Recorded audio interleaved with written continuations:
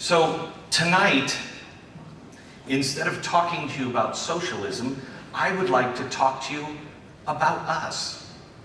I'd like to remind you who we are, because this is the biggest problem in the country right now. The biggest problem in the country is we have absolutely no idea anymore who we are. And I want to share some stories with you. Because what we're told now is that we're a country that was started by a bunch of racists. I want you to know, I have more. I wanted to start with Columbus and the Pilgrims and try to get to about 1970. I might get to 1930, and I'm cutting out Columbus and the Pilgrims. I just want to start with the founding of our nation. We are told that these were greedy men. We are told that how could Thomas Jefferson write the words, all men are created equal and endowed by their Creator with certain inalienable rights, among these, life, liberty, and the pursuit of happiness. How could that man write those words? We know he didn't mean it because he owned slaves. Well, I brought with me an 1820 engraving of the first draft of the Declaration of Independence. This is in his handwriting. And you will see, if you can just come all in, you can see there are corrections. And over here on the side, it's almost like a Google Doc. I hate those guys. It's almost like a Google Doc. It says who changed it and why. So this one here says changed by Dr. Franklin. This is Mr. Adams. And they changed it all the way along. Now, when you get to the usurpations part, because the Declaration of Independence is the greatest document. Tomorrow on a podcast, I'm talking to a woman who was raised in England by a Muslim mother and father who were not extremists, but they were still living, a very different life, separate from the culture. And then they moved to another side of London where she became an extremist. And she married a guy whose father was a U.S. general. In Texas, she moved to Texas to hook up with this guy, an American, who had become an Islamic extremist, really pretty much just to spite his dad.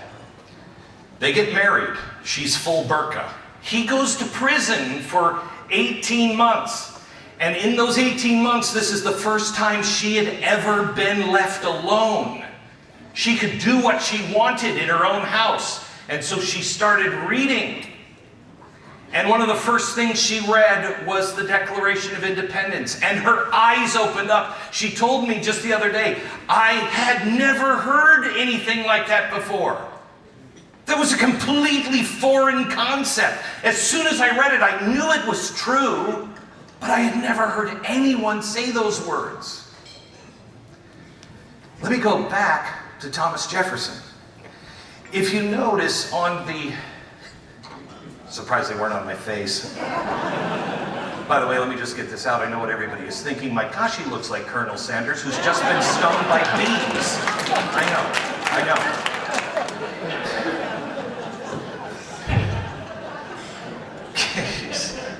All right. So Thomas Jefferson is writing this. And the usurpation part, the first part of the Declaration of Independence, is a mission statement. It says, look, guys, we're going to have to break up. It's the world's greatest breakup letter. We're going to have to break up, and this time it's not me, it's you. And so we have to break up, and let me tell you why. But first, I have to tell you, you don't know who I am. We've been living together all these years, and you don't know who I am. This is who I am. I believe that men should be free. I believe that the individual is what counts, and I am equal to you, the king. Wow. Then he says, And we've tried to talk to you about this. You don't pick up your underwear. You don't pick up your socks. I'm constantly having to wash all of the dishes. You're a bad king. It's the usurpations. Most people just skip over that. You shouldn't. Because some of them are beginning to look very, very familiar. But in the first draft, if you look at the first draft, you can find this online.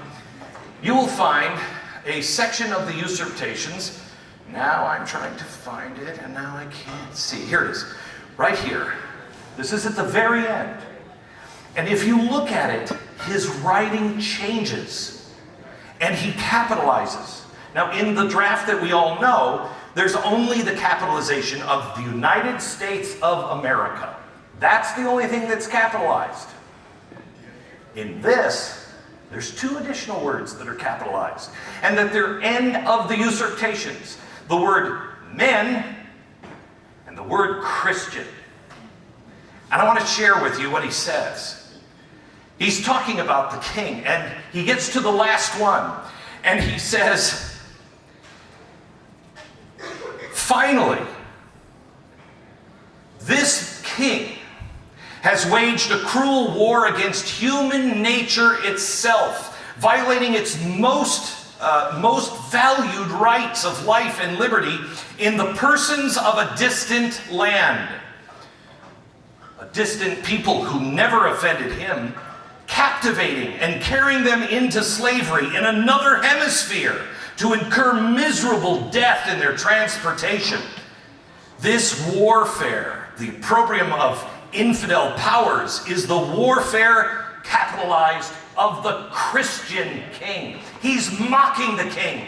How dare you say you're a Christian and you are doing this to men? You're violating God's most important right.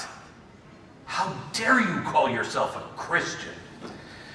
Then he says, this Christian king of Great Britain determines to keep an open market where capitalized men are sold on the open market.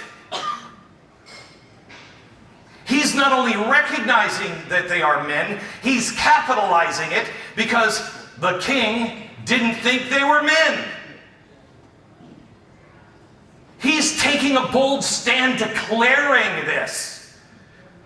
Now, why isn't this in here? Because he goes on. It's another paragraph. Talks about how we have tried to stop it over and over, and he blocks us every single time.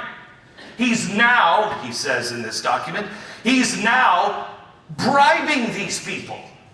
He has taken them from their homes. He has enslaved them. Now that we are trying to set them free, have you heard that in school? Now that we're setting them free, he is going and saying, I will pay you to go kill these people.